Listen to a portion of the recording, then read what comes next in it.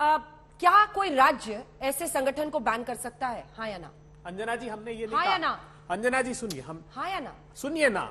देखिए, law and order तो state subject है, ये भ्रामक दुष्प्रचार कर रहे हैं। मैं पूछ रही हूँ, इसीलिए तो बिल्कुल, हो सकता है मैं अज्ञान हूँ, आप ज्ञानी हैं, आप बता दीजिए क्या कोई राज्य ऐसे संगठन को बैन कर सकता है जो पूरे भारत में है? नहीं, राज्य में उसकी सीमा के भीतर कोई भी संगठन जो देश विरोधी काम करेगा उसको प्रतिबंधित करने का अधिकार। तो आप रोज स्टूडियो में आकर हम मुझे कहते थे कि पीएफआई को ये बैन क्यों नहीं करते, आपने क्यों नहीं कर दिया था? नहीं, देखिए सुनिए, आपने बोला था ना, मुझसे ही बोला था। इन्होंने नहीं, क्या बोल रहे थे? इन्होंने डबल स्टैंडर्ड है आपका। इन्होंने प्रमाण लिए, इन्होंने कहा कि ये पीएफआई प्रधानमंत्री जी की हत्या करना चाहता है, इन्होंने कहा। तो फिर साहब जब खुद कह रहे हैं कि उसका राजनीतिक घोषित संगठन एसडीपीआई, तब एसडीपीआई को प्रतिबंधित नहीं किया। एक दूसरी बड़ी बात मैं बताता हूं आपको, एसडीपीआई को कौन प्रतिबंधित करेगा? फिर देखिए, बिना फैक्ट जाने मत बात कीजिए। अभय दुबे जी, आप तो इतने पढ़े लिखे प्रवक्ता हैं, एसडीपीआई को, किसी पॉलिटिकल आउटफिट को कौन बैन कर सकता है? क्या सिर्फ इलेक्शन का? क्या बात करती हैं आप? इलेक्शन कमीशन करेगा ना? अरे अंजना जी, फिर ताला लगा दीजिए गृह मंत्रालय और एनआईए पे। क्या बात करती है? अगर कोई राजनीतिक संगठन घोषित आतंकी गतिविधियों में है, अगर प्रमाण है, तो कौन प्रतिबंधित करेगा?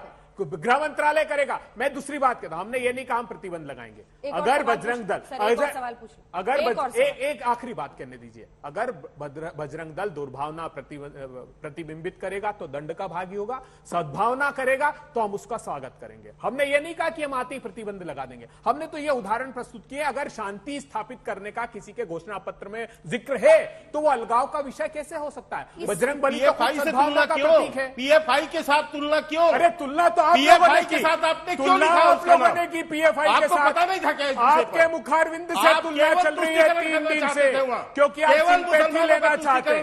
आप सिर्फ सिंपैथी अर्जित करना चाहते हैं। अरे सैफुल्लाह फारूक को टिकट देने वाले, तारिक अहमद मीर को चुनाव लड़ाने वाले, तालिब हुसैन को मंच साझा करने वाले, आतंकवाद का पाठ हमको नहीं पढ़ा है। शंकर राणा जी, एक सेकंड, शंकर राणा जी, जेडीएस का क्या स्टैंड है इस पर, बजरंग दल को लेकर? क्योंकि इसको सबसे बड़ा इशू बनाया जा रहा है। प्रधानमंत्री, मोदी फैक्टर पर चर्चा कर रहे हैं, जब प्रधानमंत्री ने खुद यूपी में भी शमशान के लिए पैसे नहीं दिए जाते, कब्रिस्तान के लिए दिए, तो एक बड़ा वेव उस बात के साथ जुड़ा था, लोगों की भावनाएं जुड़ी थी। हालांकि आप उस पर जितना कटाक्ष बाकी पार्टियां करते रहे, लेकिन अब वो जय बजरंग बली से जोड़ रहे पूरे इशू को। इसीलिए मेरा सवाल आपसे है कि क्या मुस्लिम वोट बट न जाए जेडीएस और कांग्रेस के बीच में, इस डर से बजरंग दल का नाम डाला गया है?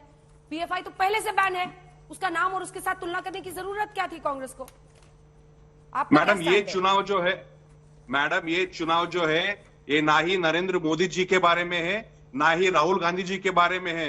ये चुनाव कर्नाटक के 6.5 करोड़ लोगों के भविष्य के बारे में। जब लोगों ने तय कर दिया है कि इन दोनों नेशनल पार्टीज को छोड़ के रीजनल पार्टी का हाथ पकड़ेंगे, तभी ये भगवान के सहारे चले गए।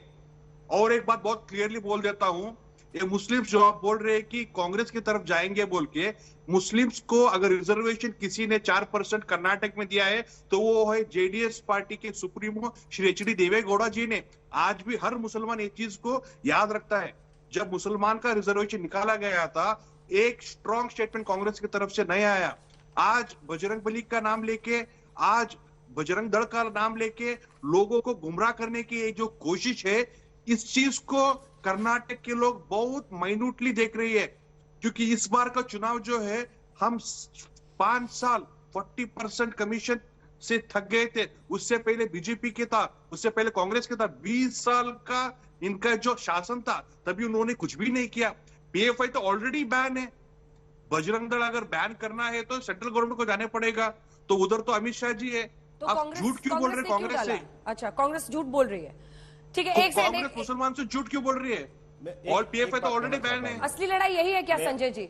जो भी 2000 लोगों का इंटरव्यू किया गया है, सर्वे किया गया है, वो कर्नाटक के जो वोटर है उसका प्रतिबिंब है, एक तरह से बिल्कुल इमेज है। हमें तो भरोसा है इस सर्वे पर, लेकिन ये सर्वे आपको 20 अप्रैल से 28 अप्रैल के बीच की स्थिति बता रहा है, क्योंकि सर्वे उस वक्त किया गया। 10 मई को क्या होगा ये उसकी जानकारी नहीं देता। उस समय की ये जो सारी जानकारियां हैं, जो कह रहे हैं लिंगायत वोट किसकी तरफ है, उस वक्त यही दिखाई पड़ता है कि लिंगायत वोट जो है वो बीजेपी की तरफ जाता हुआ दिखता है। अगर हम वोक्का लीगा की बात करते हैं तो जो आंकड़े आपने दिखाए वो वोट बटा हुआ दिखता है जेडीएस और कांग्रेस के बीच में। ठीक है, इसी एक तरह से सवाल जो इसी तमाम पे है, आंकड़े सर। हैं। हाँ, लिंगायत पर 67% बीजेपी आप बता रहे हैं, लेकिन बाकी लोगों ने क्या कुछ नहीं कहा, या उन्होंने नाम नहीं लिया कांग्रेस का या जेडीएस का? ऐसा ही मुस्लिम वोटर में भी है, 59% कांग्रेस। नहीं, सवाल ऐसे नहीं पूछा गया था कि आपको क्या लगता है किसको वोट देते हैं। सवाल जो पूछा गया, हर व्यक्ति से हम उसका बैकग्राउंड पूछते हैं, उसमें उनकी जाति, एज, तमाम तरह की चीजें पूछते हैं। उसके बाद यह भी पूछा जाता है कि आप किस पार्टी को वोट देने का मन बना रहे हैं।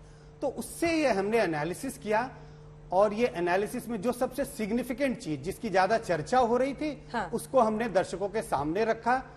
ये सर्वे पहले किसी एक दूसरे चैनल पर आ चुका है, तो उसको हमने जो सिग्निफिकेंट सबसे चीज था, ऐसा नहीं है कि लोगों ने 67% लिंगायत कहा और बाकियों ने कोई जवाब नहीं दिया। बाकियों ने भी अपने मत बताए थे, हाँ। लेकिन जो सबसे सिग्निफिकेंट था, लिंगायत वोट की इतनी चर्चा हो रही थी, हमने लिंगायत वोट के बारे में चर्चा की। एक और सवाल इसी पे, क्योंकि शेट्टार साहब इतने बड़े नेता थे लिंगायत वर्ग के जो बीजेपी के साथ थे, उनके छोड़ने के बावजूद इतना बड़ा हिस्सा अगर रह जाता है बीजेपी की तरफ, ये क्या बता रहा है? मुझे लगता है कि इन सारे कैंपेन के बाद भी जो लोग बार बार इस बात की चर्चा होती है कि जब कोई नेता छोड़कर एक पार्टी से दूसरी पार्टी में जाता है तो अपने वोटरों को साथ ले जाता है। मुझे लगता है जब बहुत बड़ा नेता होता है, जब नेता का कद बहुत बड़ा होता है, और येदियुरप्पा जी का जिक्र करना पड़ेगा इस मामले में, जब 2013 में वो बीजेपी छोड़कर बाहर जाते हैं तो बीजेपी का वोट बिल्कुल 19% पे चला जाता है, बीजेपी की सीटें घट जाती है।